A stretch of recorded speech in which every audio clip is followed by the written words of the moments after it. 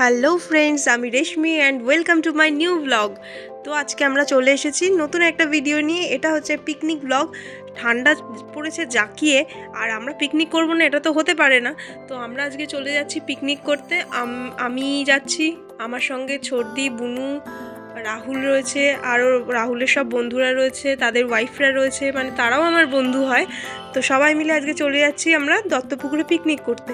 ইয়ে, আমরা আজকে ভীষণ ভীষণ ভীষণ ফাটিয়ে মজা করব। তো আমরা দত্তপুকুরে যাওয়ার জন্য এখন ট্রেনে উঠে পড়ছি। তো ট্রেনে হৃদয়পুর থেকে দত্তপুকুরে যেতে হার্ডলি 10 থেকে 15 মিনিট টাইম লাগে।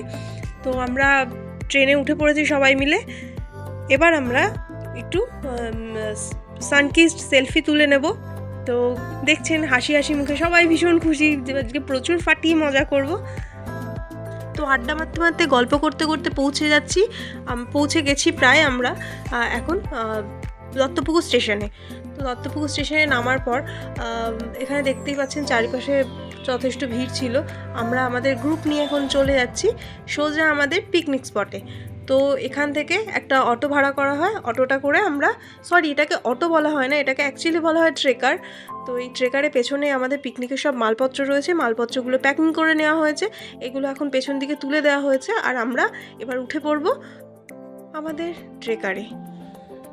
তো গল্প করতে করতে আমরা উঠে পড়লাম ট্রেকারে। এবার আমরা এখানে আমাদের ট্রেকারে অন্তত 10-15 মিনিট টাইম লেগেছিলো যেতে আমাদের পিকনিক স্পটে পৌঁছতে। তো আমরা ঝপঝপ করে এখন চলছে ট্রেকার। আমরাও বসে বসে আড্ডা মারছি, গল্প করছি। তো বেশ ভালোই লাগছিলো। শীতের মধ্যে শুধু একটাই সমস্যা হচ্ছিলো যে আমরা জমে বরফ হয়ে যাচ্ছিলাম, এটাই জাস্ট প্রবলেম ছিল, আর সব কিছু ওকে। তো এবার রোদ একটু হালকা হালকা যখন রোদ পাচ্ছিলাম, মনে হলো যেন জীবন ফিরে পাচ্ছিলাম। তো যেতে যেতে বেশ কিছুটা রাস্তা চলে আসার পর পুরোটাই মোটামুটি ফাঁকা ছিল রাস্তাঘাট। তো আমাদের খুব বেশিক্ষণ সময় লাগেনি।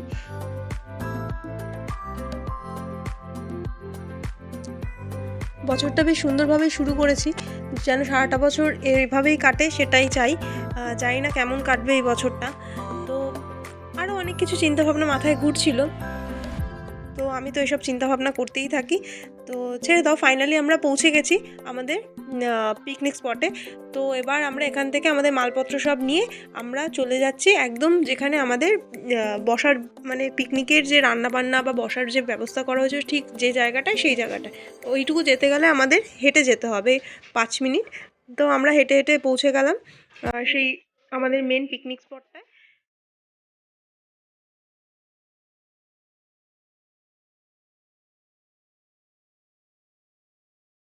এবার স্পটে পৌঁছে দেখি সুজিতদা গামছা ঠামছা পরে পুরো রান্নার ঠাকুর সেজে লেগে পড়েছে। মাংস টাংস ধোয়া স্টার্ট করে দিয়েছে, চিকেন পকোড়ার মাংস, ফিশ ফ্রাইয়ের যে ফিশগুলো সেগুলো সব ধোয়াধুয়ি করছে। আর ততক্ষণে বুনু গান টান চালাচ্ছিল, কারণ আমাদের নাচও শুরু করে দিতে হবে, বেশি দেরি করা যাবে না। তো সকালবেলা এসেই প্রথমে ভাবলাম আমরা আগে একটু সেলফি টেলফি তুলে নিই। আর আমাদের পিকনিক স্পটটা ছিল একটা তেঁতুল গাছের ঠিক নিচেই। তো তেঁতুল গাছটায় ভর্তি তেঁতুল হয়েছিল। তো আমরা যথারীতি ঢিল পাটকেল সব মেরে অনেকগুলো তেঁতুল খেয়েছি। এরপর আমরা পিকনিকের সকালবেলা যে টিফিনের ব্যবস্থা রাখা হয়েছিল সেই টিফিনগুলো আমরা সবাই কালেক্ট করে নিয়েছি, নিয়ে এবার আমরা আগে খেয়ে দিয়ে তারপর ঘুরতে বেরোবো। তো সকালবেলার টিফিনে ছিল মোয়া, কেক, কলা, ডিম সিদ্ধ, এসব ছিল। হালকা খাবার ছিল সকালবেলা। এবার আমরা চলে যাবো সোজা কফি খেতে। এখানে রাহুল আর সুজিতদা গামছা টামছা পরে পুরো একদম ঠাকুর মশাইয়ের স্টাইলে একদম রান্না করতে, কফি আরম্ভ করে দিয়েছে, কফি বানাতে। তো কফি টফি খেয়ে মুডটাকে বুস্ট আপ করে আমরা আবার চলে গেছি ফটো তুলতে, নাচ করতে। ভাবলাম এত সুন্দর জায়গা, চারপাশটা একটু ঘুরে দেখা যাক।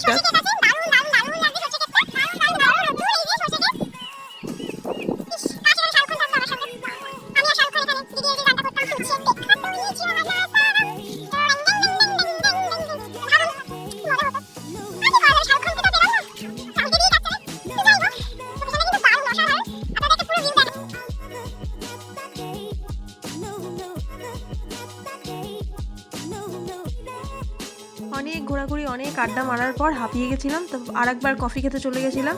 তো এখানে গিয়ে দেখি কফি হয়ে গেছে। তো আমরা গিয়ে আগে ঝটপট করে আর এক কাপ কফি খেয়ে নিলাম।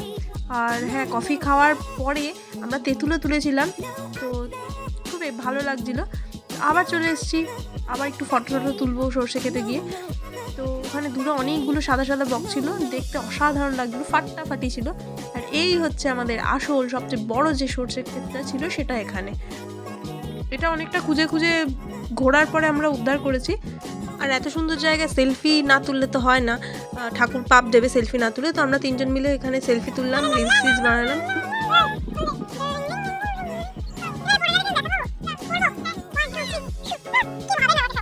তো এখানে এসে কানে সর্ষে ফুল গুজে সেলফি না তুললে কি আর হয় বলুন।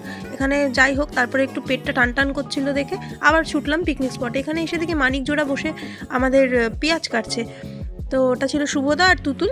আর এদিকে আমাদের মোটামুটি বিরিয়ানির আলু সিদ্ধ বসে গেছে, আর চিকেন পকোড়ার ভাজার জন্য মোটামুটি রেডি হয়ে গেছে। তো বরকে একটু সঙ্গ না দিলে আবার বর রাগ করবে, বকাবকি করবে। তো তাই জন্য দাঁড়িয়ে দাঁড়িয়ে একটু বলছিলাম, হ্যাঁ হ্যাঁ করো করো, ভালো করে রান্না করো। এখানে ফিশ ফ্রাই ভাজা হচ্ছে, আহা কী গন্ধ ছিল, ফিশ ফ্রাইটা সেই হয়েছিল, দুর্দান্ত হয়েছিল। থ্যাঙ্কস টু মাই বরমশাই, দারুণ দারুণ দারুণ রান্না করেছিল সব কটা পদ। তো এখানে বিরিয়ানির মাটনও বসে গেছে রান্না হতে। তো আহা দেখে কি লোভ লাগছিল। ততক্ষণ আমাদের নাচানাচি মোটামুটি শুরু করে দিয়েছি আমরা, মানে তখন এটা হচ্ছে স্টার্ট আপ। তো যাই হোক, একটু একটু নাচ শুরু করে দিয়েছিলাম। এই যে এটা হচ্ছে বুনু, এটা হচ্ছে কেয়া, এটা হচ্ছে ছর্দি। ছর্দির তো পাগলা ডান্স। তো যাই হোক, আপনারা সবাই এনজয় করুন নাচটা। দেখুন আমরা এখন বিরিয়ানি খাবো। কি করছো? এই যে বিরিয়ানি।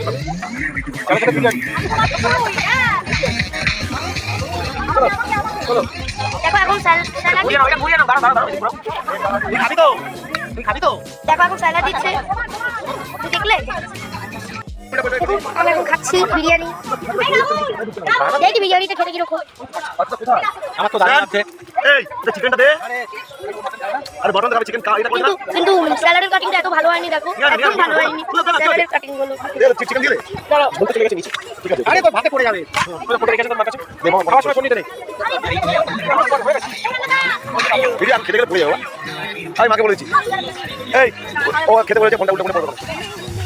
খেয়ে দিয়ে ওঠার পর আমরা সবাই মিলে ফাটিয়ে নাচ করেছি। তো এমন নাচ করেছি যে বাড়িতে ফেরার পর আমাদের 3-4 দিন গায়ে ব্যথা ছিল।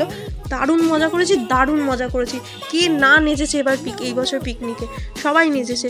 তো আমাকে দেখতে পাচ্ছেন, আমিও নাচ করছি। শ্রেয়ানও আসবে একটু পরে, শ্রেয়ানও, এই যে শ্রেয়ানও নাচ করেছে।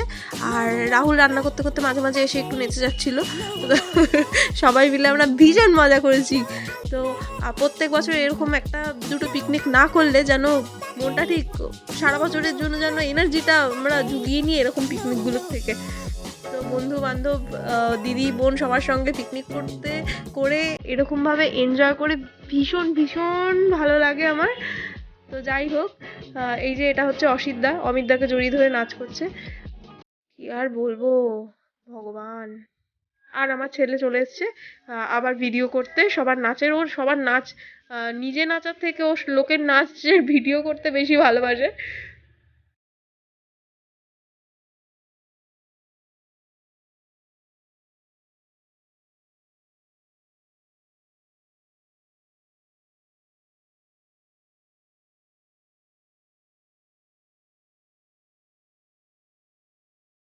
তো এভাবেই আমরা 2-3 ঘন্টা নেচে নেচে কাটিয়ে দিয়েছি। তো যাই হোক, আমাদের মানে এনার্জি যেন আর শেষ হচ্ছিল না। তো নেচেই যাচ্ছি, কারোর কোনো ক্লান্তি নেই, কোনো চিন্তা নেই, ভাবনা নেই, জাস্ট নাচো, জাস্ট সবাই মিলে জাস্ট নেচে গেছি আমরা। তো যাই হোক, ভীষণ মজা করেছি, ভীষণ এনজয় করেছি। আমরা চাই প্রত্যেক বছর এরকম একটা বুস্ট আপ পিকনিক হোক আমাদের।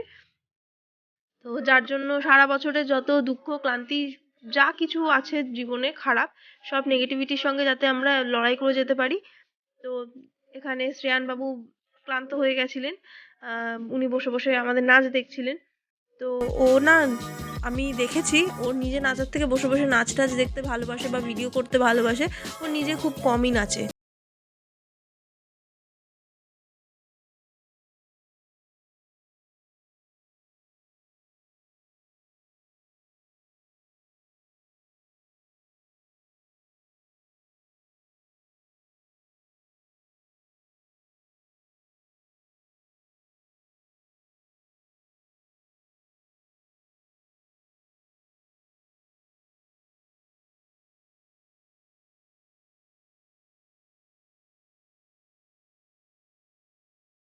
তো আজকের ভিডিওটা আর বড় করছি না আমি।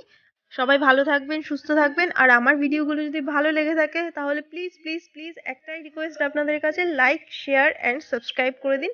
আর সাবস্ক্রাইব করার পরে পাশে থাকা বেল আইকনটা প্রেস করে অল নোটিফিকেশন করে দেবেন, তাহলে আমার সবকটা ভিডিওর নিউ আপডেটসগুলো আপনারা পেয়ে যাবেন। তো চলুন আজকের মতো এখানেই বিদায়, টাটা। সবাই ভালো থাকুন আর এভাবেই আনন্দে মজায় জীবন কাটান।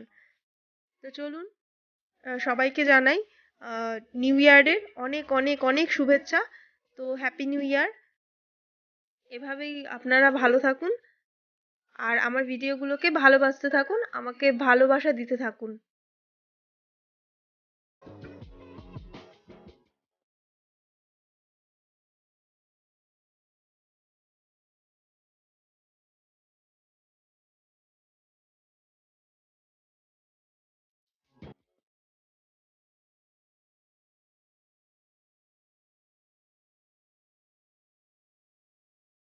আর সব শেষে পিকনিকে তোলা কয়েকটা ফটো আপনাদের সঙ্গে শেয়ার করছি, আশা করি আপনাদের ভালো লাগবে।